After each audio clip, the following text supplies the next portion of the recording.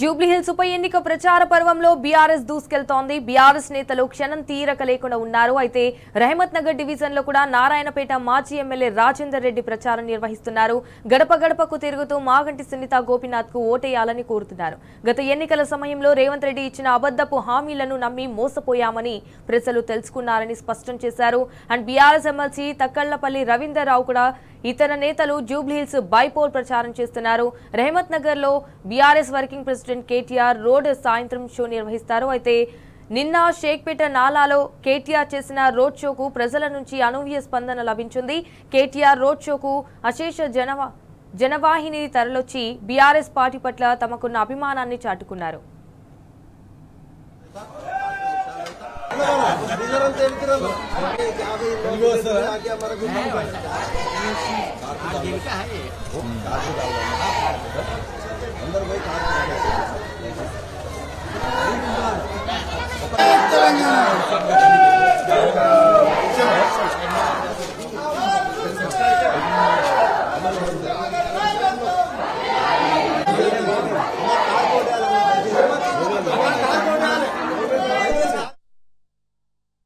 మేము ఇది 4వ సారి రావడం. ప్రతి ఒక్కరు కూడా అయ్యా మేమంతా డిసైడ్ చేసుకున్నాము, ఎట్టి పరిస్థితుల్లో మేము ఓటు వేసేది కారుకే. ఇంకో విషయం వాళ్ళు ఏమంటున్నారంటే మేము ఎప్పుడు తప్పు చేయలేదు, మేము హైదరాబాద్లో ఉన్నోళ్ళమంతా మేము కారుకేసే గెలిపించినాము, మీ పల్లెటూరులో తప్పు చేసి ఇవాళ మీరు బాధపడుతున్నారు, ఆ బాధ మేము కూడా అనుభవిస్తున్నాము. ఎట్టి పరిస్థితుల్లో ఈ 23 నెలల దీంట్లో నరకం చూసినాము.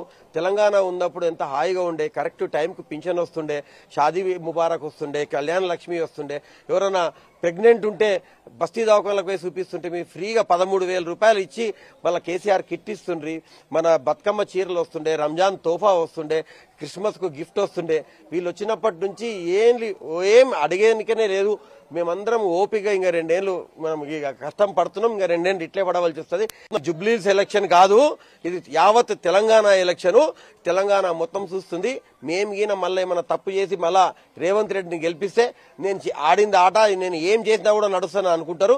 ఎట్టి పరిస్థితుల్లో ఆయనకి ఈ ఎలక్షన్ ద్వారా మా ఓటు ద్వారా బుద్ధి చెప్తాం, మంచి భారీ మెజార్టీతోన కారును గెలిపిస్తామని చెప్తున్నారు. ఎక్కడ పోయినా కూడా, ఏ ఇంటికి పోయినా కూడా కులము లేదు, మతము లేదు, జాతి లేదు, మైనార్టీ అని కాదు, నాన్ మైనార్టీ అని కాదు, ప్రతి ఒక్కరు కూడా ఎందుకంటే ఈ రహమత్ నగర్ అందరు చేసుకుంటారు, కష్టపడి పని చేస్తున్నారు. వాళ్ళు ఏమంటున్నారు అంటే నేను ఒక ఇంటికి పోతే చెప్తుంది, సార్ 4 నెలలైంది సార్ మాకు పని దొరికి. పని అనేది లేదు, రియల్ ఎస్టేట్ పడిపోయింది, ప్లంబర్లకు పని లేదు, ఎలక్ట్రీషియన్లకు పని లేదు. ఆ ప్రజాస్వామ్యంలో ప్రజల పవర్ ఏందో ఈ 11వ తారీఖు నాడు చూపిస్తాం సార్ అని చెప్పి క్లియర్ కట్ గా ఉన్నారు. ప్రజల్లో అయితే చాలా క్లారిటీగా ఉంది. ఎట్టి పరిస్థితుల్లో కూడా మాగంటి సునీతమ్మకు ఓటేసి గెలిపించి కారును గెలిపించి కేసీఆర్ కు మళ్ళా ఇచ్చేపించి మన రేవంత్ రెడ్డికి బుద్ధి చెప్తామని మాత్రం చెప్తున్నారు.